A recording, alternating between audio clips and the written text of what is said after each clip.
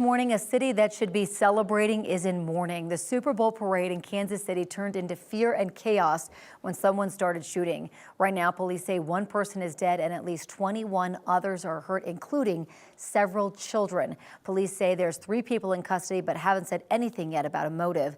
Kansas City Chiefs players, the governors of Missouri and Kansas, and hundreds of thousands of people were there. Yeah, a lot of people jumped into action to help. 90's reporter Courtney Yoon joins us from the studio this morning. Courtney, someone even tackled a man with a gun. The video is incredible with that. Yeah, there's a video going around social media right now that appears to show the moment a handful of Kansas City Chiefs fans tackled someone to the ground as the crowd runs away. You can see running from the right before 2 men bring them to the ground and lie on top of them. A few seconds later, 2 police officers arrive. Kansas City Police Chief Stacey Graves says she heard fans may have been involved in stopping a suspect, but couldn't confirm it right away. But this morning, we're hearing from one man who says he tackled one of the shooters himself. You don't think about it. It's just a reaction. He got close to me. I got the right angle on him and I hit him from behind. And when I hit him from behind, I either jarred the gun out of his hand or out of his sleeve.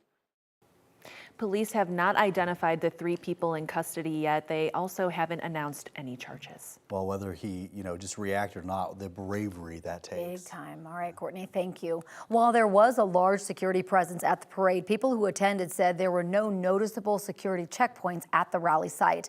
The mayor of Kansas City says there were 600 city police officers there, along with 250 officers from outside agencies. But most fans who attended the parade and rally didn't have their belongings checked. Fans say they didn't see any metal detectors, and it's not clear what security checks people would have had to go through to get right up to the stage outside of Union Station. 9 News will have continuing coverage of the Kansas City parade shooting.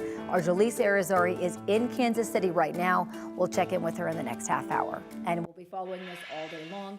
You can always stay up to date on the 9 News app. Absolutely a great way to do that. Now, this shooting brings back memories of violence around big celebrations here in Denver recently. In June, as the Nuggets championship parade was winding down, 2 men were shot just north of downtown on the outskirts of the celebration. Police said it was a targeted shooting unrelated to the parade itself. The suspected shooter faces attempted murder charges. Just days earlier, the night the Nuggets won the championship, men fired shots at each other in a crowd downtown. 10 people got hurt. Those attempted murder charges head to court in March and April. Right now, Denver police are looking for the suspect involved in a shooting at the Denver Aquarium yesterday afternoon. It happened in front of the building around 3 p.m. Denver police say somebody from inside a vehicle shot a man. That man died at the hospital. Investigators are still trying to figure out who did it and why. The COO of the aquarium says they will still be open for business. Colorado Democrats are proposing a bill that would ban buying, making, and selling assault weapons in the state. The bill would not ban people from owning the guns, which the bill defines as semi-automatic rifles and pistols with large detachable magazines, among other high-powered guns. A similar bill was killed last year. If the legislation does pass, anyone who violates the ban would face a $250,000 fine and a $500,000 fine for any further violations. Having a hard time getting a generic drug at your pharmacy? Well, you might not be alone. Right now, federal regulators are looking into what's behind the shortages. The Federal Trade Commission and the Department of Health and Human Services are launching an inquiry. HHS says they plan to look at drug purchasing and wholesale companies to see if they're disrupting the supply chain. They want to hear from the public and have issued a request for information. The agencies already are teaming up with the Justice Department to see how corporate control of healthcare affects patients. The FDA has approved the first treatment for severe frostbite. The treatment is an injection. The agency says that it can reduce the risk of finger or toe amputation. Frostbite happens when the skin and underlying tissues freeze, which limits blood flow to the area. The injection can be used up to 3 days after an injury. Last week, we first told you about an unintended consequence from the pandemic. Hospitals are saying they're seeing more people diagnosed with liver disease and in need of a transplant. Yeah, they say a big factor is how much people started drinking during the pandemic.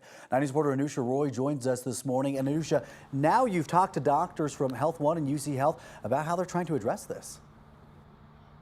Yeah, and unfortunately, Jordan and Corey, both major health systems are seeing something similar. If you just start with the UC Health, they're tracking a record-breaking number of people who need liver transplants, saying more than half of those cases and those severe illnesses are connected back to heavy drinking. You know, right now they're evaluating around 13 patients a week when that used to be as little as 6 to 8 patients a week. And unfortunately, we're hearing the same thing from Health One and tracking that spike in particular since the pandemic. And even more concerning is that doctors are saying their patients are becoming younger and younger. We're talking about people in their 20s and 30s and 40s.